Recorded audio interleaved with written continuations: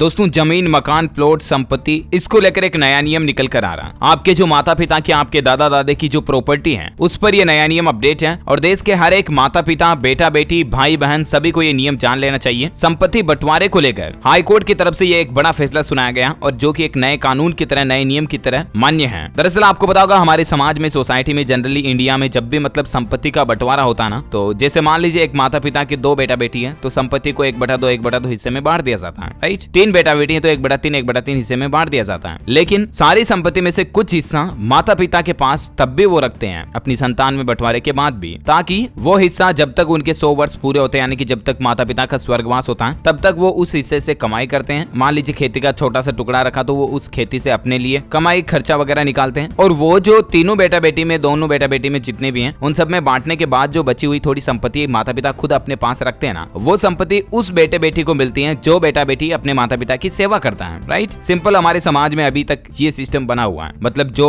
अपने माता पिता के 100 साल पूरे होने तक, उनका स्वर्गवास होने तक, बुढ़ापे में उनको रोटी देता है, उनकी सेवा करता है, उनके पास, उन बेटा बेटी के पास थोड़ी एक्स्ट्रा संपत्ति चली जाती है जो कि माता पिता के हिस्से में होती है वो, राइट। चलिए मैं आपको एक बार डायग्राम से समझाता हूँ। यानी कि मान लीजिए 2 बेटों में अगर संपत्ति का बंटवारा करना है तो माता पिता ने 40% संपत्ति तो दोनों बेटों को बांट दी और 20% संपत्ति का हिस्सा अपने खुद के पास रख लिया और वो हिस्सा उस बेटे को मिलेगा जो बेटा माता पिता की सेवा करेगा, समझ रहे हो। या 3 बेटे हैं माता पिता के तो 30% संपत्ति तीनों बेटों में बांट दी। 10% संपत्ति जो बची वो माता पिता ने अपने खुद के पास रख ली। ये संपत्ति भी तीनों बेटों में से उस बेटे को मिलेगी जो बेटा माता पिता की सेवा करेगा, उनकी देखरेख, उनकी देखभाल करेगा, उनका भरण पोषण करेगा, उसको 10% एक्स्ट्रा मिल जाएगी, राइट। और जनरली हमारी सोसाइटी में, समाज में इस तरह से संपत्ति का बंटवारा होता है। लेकिन तो दोस्तों यहीं पर एक ट्विस्ट आता है और यहीं पर बड़ी समझने वाली बात यह है। देखिए मद्रास हाईकोर्ट ने क्या कहा इस मामले को लेकर, पूरा केस समझिएगा कि हस्तांतरित संपत्ति को माता पिता वापस नहीं ले सकते हैं। जी हाँ, मतलब कि बुजुर्गों द्वारा या माता पिता, दादा दादी द्वारा अगर अपने बेटे बेटी या पोते पोती को कोई संपत्ति हस्तांतरित कर दी गई है, यानी कि उसके नाम कर दी गई है, तो बच्चों को एक बार संपत्ति देकर वापस नहीं ले सकते हैं अभिभावक। सिंपल इस हाईकोर्ट के फैसले का मतलब ये है। एक बार अगर संपत्ति को बच्चों के नाम कर दिया तो फिर माता पिता खुद भी या दादा दादी खुद भी उसको वापस नहीं ले सकते हैं। बहरहाल यहाँ पर ध्यान देने वाली बात यह है, यहाँ पर जो केस था दोस्तों उसमें माता पिता ने याचिका लगाई कि हमने जो बेटा बेटे को संपत्ति दी लेकिन वो हमारी देखरेख नहीं कर रहे, वो हमारा ख्याल नहीं रखते हैं। तो यहाँ पर हाईकोर्ट ने ये कहते हुए फैसले में उस याचिका को खारिज कर दिया कि एक बार आपने खुद अपनी इच्छा के अनुसार बेटा बेटी के नाम पर संपत्ति कर दी, अब वो संपत्ति वापस रिवर्स ट्रांसफर नहीं हो सकती है। अब यहाँ पर माता पिता और सभी बुजुर्ग नागरिकों को मैं अपनी तरफ से एक पर्सनल ओपिनियन राय देना चाहूंगा कि जब भी आप अपनी संपत्ति को बेटा बेटी में बंटवारा करें तो इस बात का जरूर ध्यान रखें कि जिस बेटा बेटी से आप ये उम्मीद कर रहे हो या आपके संपत्ति बंटवारे के समय जो समझौता हुआ कि मैं इस बेटा बेटी के साथ रहूंगी या रहेंगे, तो उस बेटा बेटी का जिक्र आपको संपत्ति बंटवारे में भी करना चाहिए, ताकि कल को वो बेटा बेटी ये कहकर मना नहीं कर सकेगी मैं तो सेवा नहीं करूंगा, क्योंकि उसके तो नाम पर संपत्ति तो ट्रांसफर हो गई, उसके तो नाम पर जायदाद आ गई, पूंजी आ गई, अब वो सेवा नहीं करे तो उसका क्या करें, समझ रहे हो ना। लेकिन मद्रास हाईकोर्ट ने कहा कि अगर संपत्ति बंटवारे के जो पेपर है, स्टाम्प पेपर है, उनमें अगर आपने ये बात लिख रखी है कि ये संपत्ति आपको दी जा रही है, बदले के एवज में आपको माता पिता की देखरेख करनी है, उनके स्वर्गवास तक उनका ख्याल रखना है, उनका भरण पोषण करना है, अगर ये एक लाइन भी सिंपल आपने संपत्ति बंटवारे के पेपर में लिख रखी है ना, तो आप अपने बेटा बेटी से संपत्ति वापस लेने का हक, अधिकार रखोगे। अगर बेटा बेटी आपके नहीं सुन रहा, आपकी देखरेख, आपकी सेवा, आपकी इच्छा अनुसार नहीं कर रहा, तो बिल्कुल आप उसे संपत्ति से वापस बेदखल कर पाओगे। लेकिन शर्त यह है कि आपको बंटवारे के जो पेपर होते हैं, जिनको स्टाम्प पेपर के रूप में हम लिखते हैं, उन पेपर में आपको ये मेंशन करना होगा कि 3 बेटा बेटी हैं, इनको ये संपत्ति दी और तीसरे बेटे को एक्स्ट्रा संपत्ति इसलिए दी ताकि वो हमारी सेवा करे या माता पिता की देखभाल करेगा, उनका भरण पोषण करेगा। तो ये चीज क्लियरली मेंशन कर दी है। मद्रास हाईकोर्ट ने सिंपल यही कहा,